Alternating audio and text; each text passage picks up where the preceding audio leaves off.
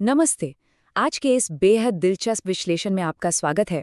आज हम बात करने वाले हैं इंटरनेट पर तहलका मचाने वाले उन वायरल वीडियोस की जिन्होंने 2026 के तमिलनाडु चुनावों को लेकर एक कमाल का राजनीतिक व्यंग रचा है। मतलब जिस तरह से इन क्रिएटर्स ने हास्य, सिनेमाई डायलॉग्स और पैरोडी का तड़का लगाकर मौजूदा राजनीतिक माहौल और नेताओं पर निशाना साधा है ना, वो वाकई देखने लायक है। और सबसे अच्छी बात, ये पूरी तरह से निष्पक्ष है। हम इस एक्सप्लेनर में डिकोड करेंगे कि कैसे ये वीडियोस राजनीतिक दांवपेच को एक शानदार कॉमेडी में बदल देते हैं। तो चलिए बिना किसी देरी के सीधे शुरू करते हैं। अब जरा इस डायलॉग को सुनिए। टीवीके को सिर्फ 10 सीटें जीतने दो, मैं राजनीति के बारे में बात करना ही छोड़ दूंगा, बल्कि अगर वे 30 जीतते हैं तो मैं अपना सिर मुंडवा लूंगा। है ना बिल्कुल बेतुका। ये उन स्रोत वीडियोस का एक परफेक्ट उदाहरण है जिनका हम आज विश्लेषण कर रहे हैं।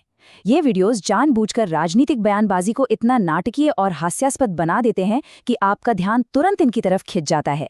ये असल में उन बड़ी बड़ी और अक्सर खोखली भविष्यवाणियों का मजाक उड़ा रहे हैं जो हमें चुनाव के दौरान रोज सुनने को मिलती हैं।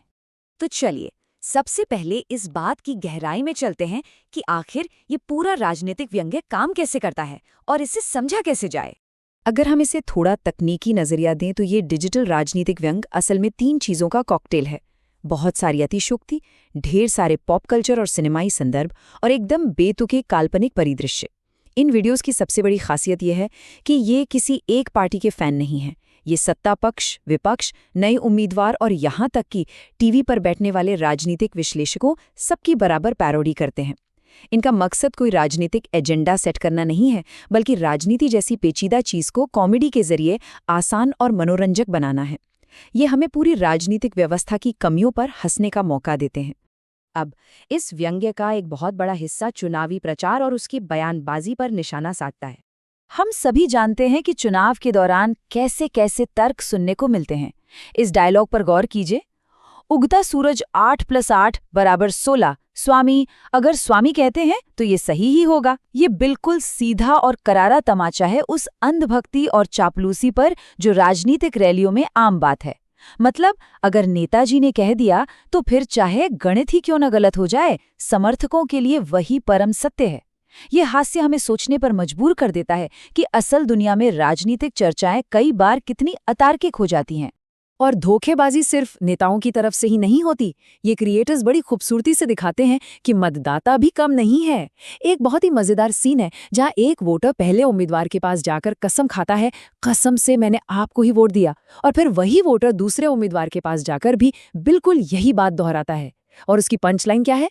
मैंने कुल मिलाकर 2 बार वोट दिया। ये कोई साधारण जोक नहीं है, बल्कि इस कड़वी सच्चाई पर एक करारी चोट है कि चुनावी वादे और वफादारी दोनों तरफ से कैसे छलावा हो सकती हैं। इन वीडियोस की एक और जबरदस्त खासियत है भविष्य के बिल्कुल बेतुके और नाटकीय काल्पनिक परिदृश्य गणना। जरा इस इमेजिनरी चुनाव बाद की टाइमलाइन को देखिए। ये किसी थ्रिलर फिल्म की स्क्रिप्ट से कम नहीं है। सबसे पहले मान लीजिए नई पार्टी टीवीके को पूर्ण बहुमत नहीं मिलता। फिर एंट्री होती है कांग्रेस की, जो अजीबोगरीब शर्तों के साथ समर्थन का ऑफर देती है। तभी राज्यपाल अचानक शपथ ग्रहण समारोह टाल देते हैं। इस बीच क्या होता है? दशकों पुराने कट्टर दुश्मन डीएमके और एडीएमके इस नई पार्टी को रोकने के लिए रातों रात एक सीक्रेट गठबंधन बना लेते हैं। और क्लाइमेक्स में विधायकों को टूटने से बचाने के लिए पुडुचेरी के एक रिजॉर्ट में भगा दिया जाता है। इस पूरी घटना को जितने सीरियस टोन में पेश किया गया है, वही इसे इतना फनी बनाता है। इन काल्पनिक घटनाओं के बीच का विरोधाभास तो और भी शानदार है। एक तरफ देखिए समर्थन देते समय कैसी शर्तें रखी जा रही हैं। हमारे सामने वाले घर की तरफ मत देखना। यह साफ दिखाता है कि राजनीतिक गठबंधन कितने सतही होते हैं।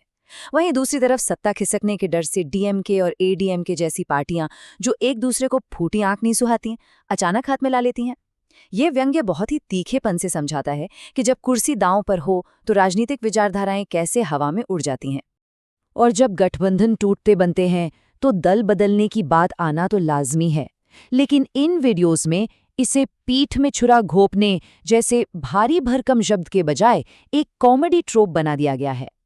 इसे कुछ इस तरह पेश किया गया है कि एक अच्छे नेता को बस ये पता होना चाहिए कि कब अपना चेहरा दिखाना है और कब अपनी पीठ दिखानी है।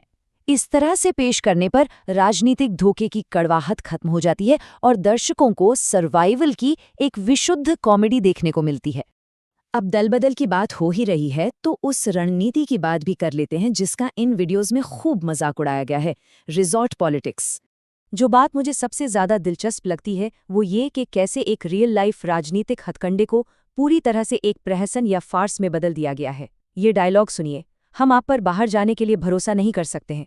हम पुडुचेरी के एक होटल में जा रहे हैं। विधायकों को खरीद फरोख्त से बचाने के लिए रिजॉर्ट्स में बंद करने की उस गंभीर रणनीति को यहाँ ऐसे दिखाया गया है जैसे स्कूल के बच्चों को किसी पिकनिक या फील्ड ट्रिप पर ले जाया जा रहा हो। ये मासूमियत भरा अंदाज ही इसे इतना जबरदस्त व्यंग्य बनाता है। और इस पूरे ड्रामे में सिर्फ पार्टियां ही नहीं, संवैधानिक पद भी पीछे नहीं हैं। राज्यपाल द्वारा डाली गई हास्यास्पद रुकावटें देखिए। अचानक से 118 सदस्यों के समर्थन का तुरंत प्रमाण मांग लेना, बिना किसी को बताए पुलिस सुरक्षा काफिले को वापस बुला लेना और कानूनी सलाहकारों की पूरी तरह से अनदेखी करके शपथ ग्रहण को टालते रहना।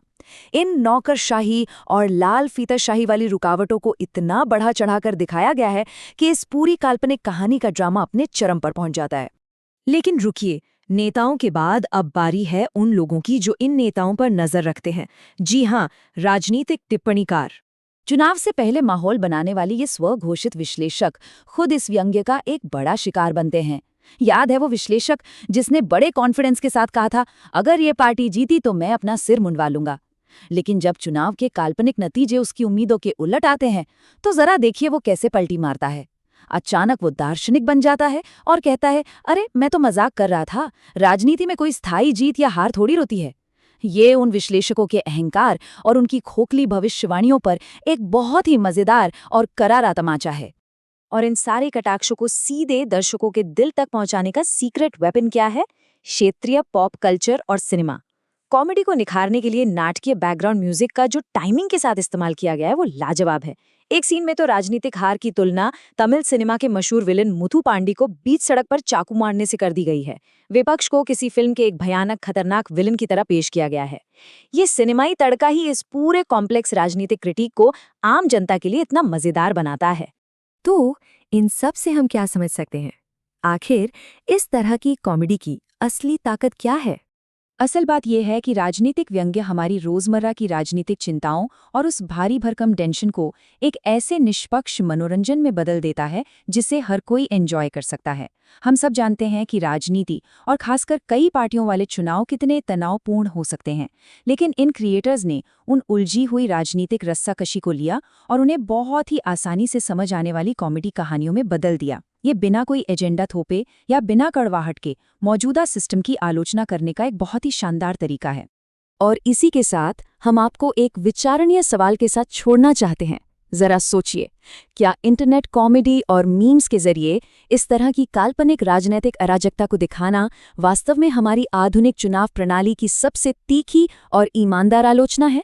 क्या हम गंभीर टीवी डिबेट्स के मुकाबले इन व्यंग्यात्मक वीडियोस के जरिए अपने राजनेताओं और उनके दांव पेच को ज्यादा बेहतर तरीके से समझ पा रहे हैं? इस पर जरूर विचार कीजिएगा। इस दिलचस्प विश्लेषण में हमारे साथ जुड़ने के लिए आपका बहुत बहुत धन्यवाद। हम जल्द ही एक और नए विषय के साथ वापस लौटेंगे।